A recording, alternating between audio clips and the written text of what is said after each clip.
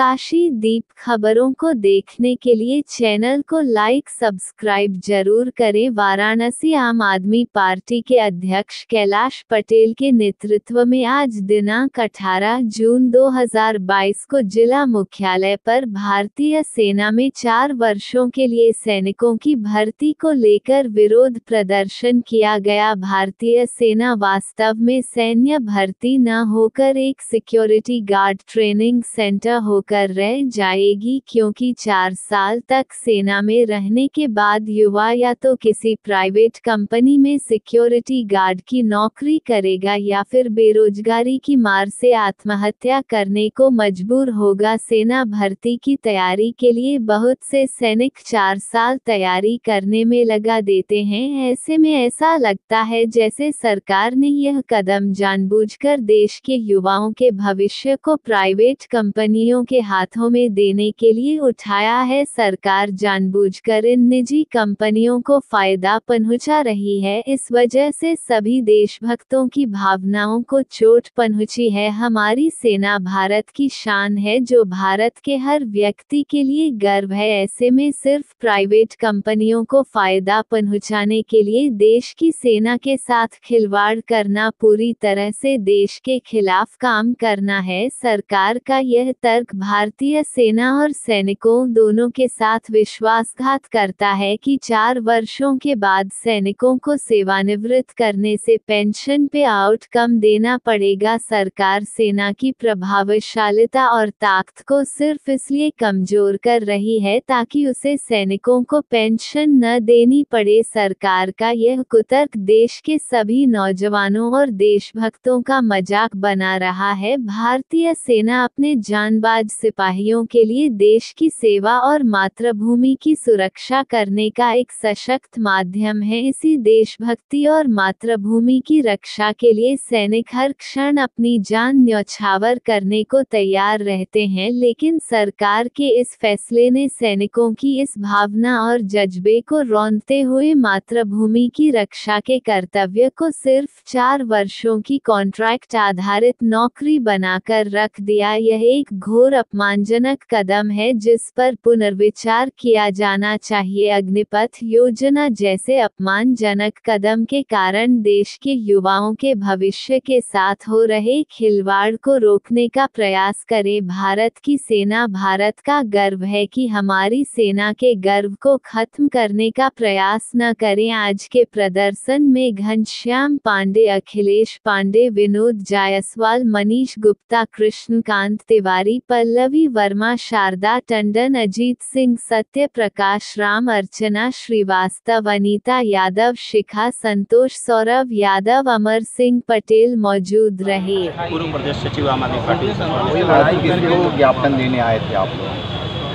आज जिस तरीके से सरकार ने अग्निपथ योजना स्कीम लाई है और युवाओं को अग्निवीर बनाने की जो गलत नीतियों पर सरकार जो बाध्य हो रही है, उसको लेकर हम लोग आज विरोध प्रदर्शन यहाँ किए हैं और SM4 के माध्यम हम लोग प्रधानमंत्री को ये ज्ञापन दिए हैं कि इस अग्निपथ को तुरंत और जल्द ही इसको वापस लिया जाए। देश में जिस तरीके से युवाओं का विरोध प्रदर्शन हो जा रहा है, सरकारी संपत्तियों का नुकसान हो रहा है, इसको लेकर आप अग्निपथ को जल्द से जल्द आप बंद करिए। और जिस तरीके से अग्निपथ सरकार लाई है, इसमें आप देख सकते हैं कि 4 साल के लिए युवाओं को भर्ती किया जा रहा है। आप पहले अपने ऊपर स्कीमें लागू करिए, 2 साल के लिए मंत्रियों को भर्ती करिए, चुनाव आगे वो न लड़ें।